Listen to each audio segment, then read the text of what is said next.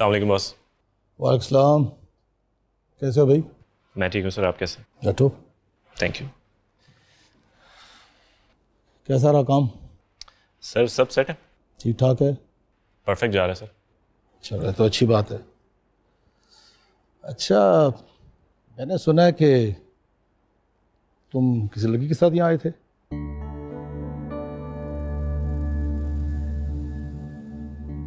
जी sir, मेरी एक दोस्त है, इंटीरियर डिज़ाइनर है, बहुत अच्छा उसका दिमाग बहुत अच्छा है इंटीरियर डिज़ाइनिंग में, तो इसलिए मैं उसको लेकर आ गया था ज़रा घर दिखाने के लिए। उसने मुझे काफ़ी हेल्प की है। रियली? जी सर। अच्छा चलो ठीक है।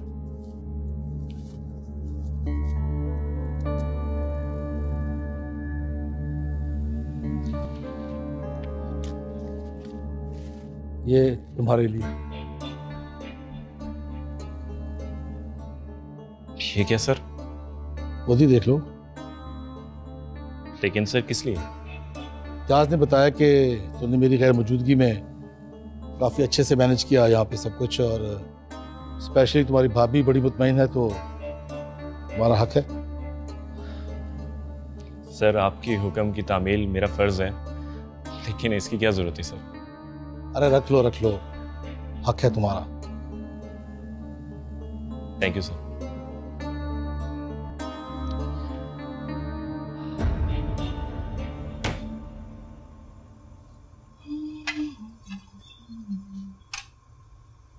क्या बन रहा है भाभी? हाँ, मैं बना रही हूँ तुम सब लोगों के लिए आज मैक्रोनी, वो भी अपने हाथों से। आपका मैक्रोनी बनाना मुझे भारी पड़ जाएगा। अरे नहीं, तुम टेंशन मत लो इस चीज़ की। और तुम तो वैसे भी जा रही हो, तुमने कौन सा घर होना है? कहाँ? भूल गई हो? अदनान आ रहा है और तुम उसके साथ जा रही हो अपनी अम्मी की कब्र पे।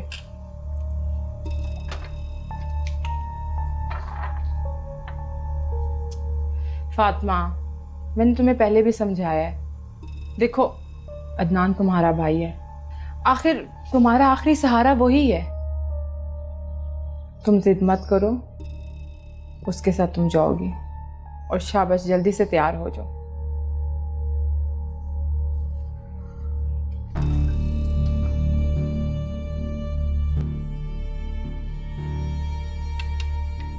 अम्मी क्यों इतनी परेशान हो रही हो? इतना अच्छा लड़का है। हाँ ना, उस रोहेल से तो बेहतर है, अपना दिमाग है इसके पास, खुद सोच सकता है, अपने फैसले खुद ले सकता है वो। शाबाश पुत्र शाबाश। और कितनी तारीफें करनी है तूने उस लफंगे की। आराम से बात करो अम्मी, होने वाला दामाद है तुम्हारा। या खुदा, शर्म खत्म हो गई है इस लड़की में बिल्कुल। नहीं, केड़ी शर्म? हाँ, केड़ी शर्म? भाई जमाना बदल गया है ना, लड़के लड़कियां अब साथ साथ चलते हैं बराबर। नजर आ रहा है मुझे कि जो कुछ तू कर रही है ना अपनी जिंदगी के साथ, सब नजर आ रहा है मुझे। क्या कर रही हूँ मैं? हाँ नहीं, क्या कर रही हूँ मैं? भाई अपना घर है उसका, घर कम महल ज्यादा है, 3 गाड़ियां, आप कोई सास ससुर का झंझट, और क्या चाहिए? हाँ पुत्र, ये जो तू कह रही है ना कि कहने में सुनने में बड़ा चंगा लगता है, मगर जब हकीकत सामने आती है ना तो बंदे के ख्वाबों और अरमानों का ना जनाजा निकल जाता है। तुम्हें ना मेरी खुशी कभी राज ही नहीं आनी है।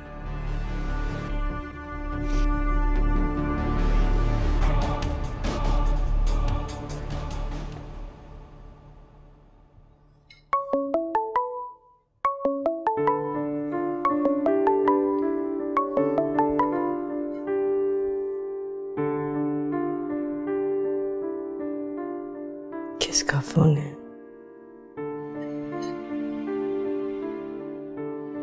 पता नहीं।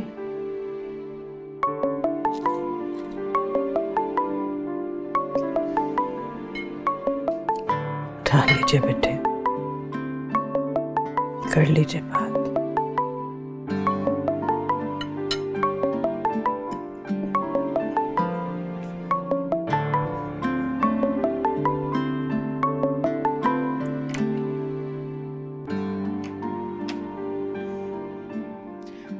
क्यों बार बार फोन किए जा रहे हो मुझे? एक बात करनी है तुमसे। मुझे तुम्हारी कोई बात नहीं सुननी। क्या है? मैं अपनी हरकतों पे बहुत शर्मिंदा हूँ। देखो, अपना और मेरा वक्त बर्बाद करना बंद करो, खुदा का वास्ता है। यार सच्ची बात तो ये है कि मैं तुमसे शादी करना चाहता हूँ।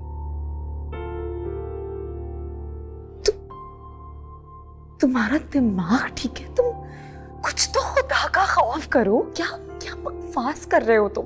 भाई देखो, मुझसे अच्छा ऑप्शन नहीं है तुम्हारे पास, और वैसे भी रोहिल तो जेल जाने वाला है। तुम्हारे दिल में उसके लिए लाख हमदर्दियां हो, वो तुम्हारे लिए कुछ नहीं कर सकता। क्या कर रहे हो तुम रोहिल के साथ? ज्यादा नहीं, बस यही कोई 10-12 साल के लिए अंदर जाएगा।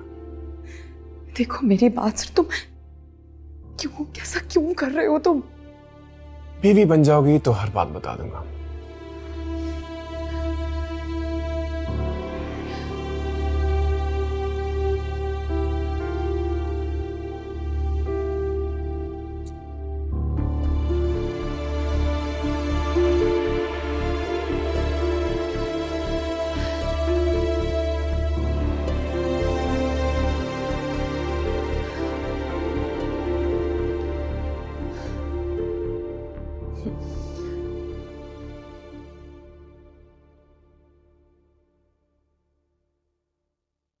कौन था?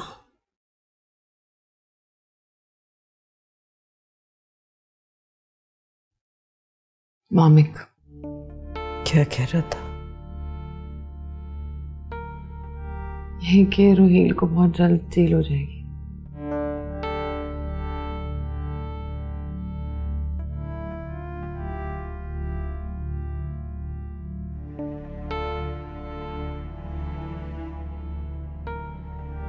मुझे लग रहा था वो मेरी बात नहीं मानेंगे।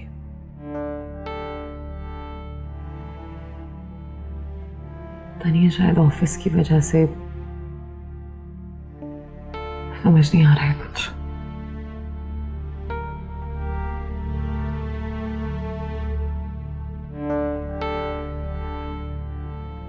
कुछ करना होगा,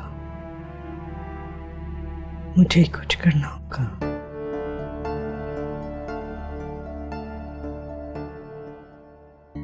पैसे और कितना चाहिए शोरूम के लिए? 40 लाख रुपए चाहिए। सुनो, अगर मैं दे दूं तो?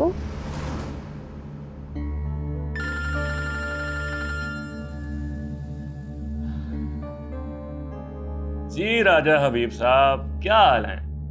मैं ठीक। अच्छा, अरे आपको पैसे मिल जाएंगे, आपका काम हो जाएगा, फिक्र ना करें। बस आप मेरा वीजा वाला काम याद रखना, पैसों की फिक्र ना करना। खलील अमान अच्छा काम करने का कायल नहीं है। हाँ चले, ओके, बाद में बात होती है। अल्लाह हाफिज।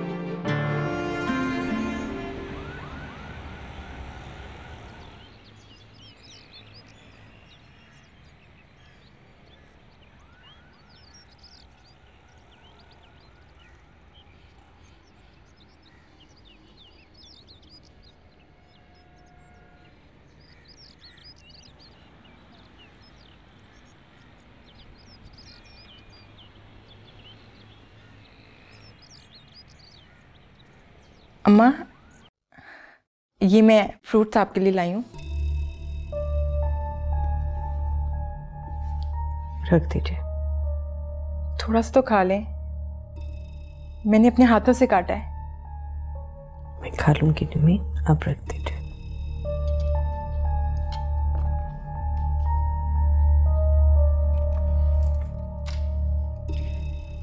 मैंने आपके लिए फ्रूट काटा है और अगर आप कहती मैं आपको खिला देती हूँ। हाथ अभी चलते हैं, मैं खा लूंगी। नहीं, मेरा वो मतलब नहीं था कहने का।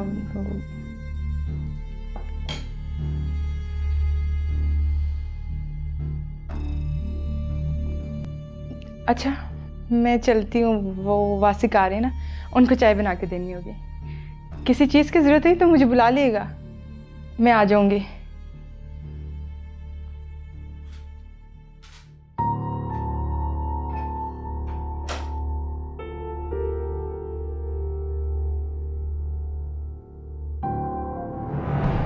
जुमा है कर